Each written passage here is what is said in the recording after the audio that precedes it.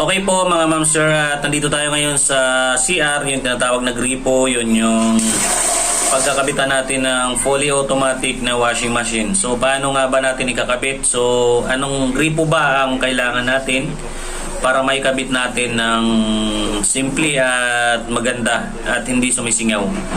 So yung option, yung single, merong single na ganito na gripo. So ito ano na lang to, DIY na lang to para maikabit din natin dito yung washing. So ito yung ginawa ko na sample. So ito yan. Kasi yung hose natin may free na siya na. So ito po yung hose at free niya na tong ganito set. So sa iba nagtatanong paano ba natin ikabit? Kasi ang plug and play talaga. So ito po, ganitong gripo, yung dulo niya same dito sa dulo nitong plastic na to. So mapapansin nyo halos pareho po. At yan po yung plug and play dito sa hose. So sa mga nagtatanong, sa mga gustong bumili ng mga gripo, so yan po yung mas maganda. Ito kasi pwede siya sa mga shower. So ito po, dito ikakabit yung shower. So ngayon gumawa ako ng diskarte kasi hassle pag naglalaba ako, tatanggalin ko pa yung shower. So ito, unahin muna natin pag dito shower, then ipa-plug mo uli, then dito mo siya kakabit. Yan. So yan na siya. Pag binuhos natin, diretso na siya. Yan.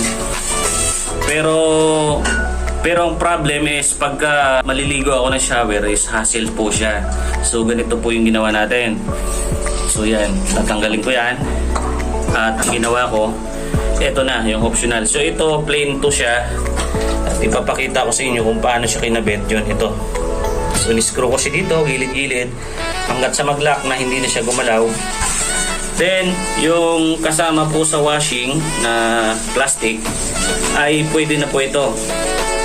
So ikakabit natin tong guma para hindi siya sumingaw. So yan, ano na siya, hindi na siya magalaw.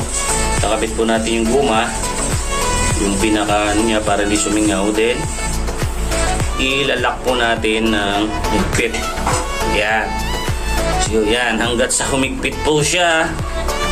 At once na humigpit na po yan, hindi na po lalabas yung tubig o hindi na yun mag-overflow dito kasi may higpit na po siya.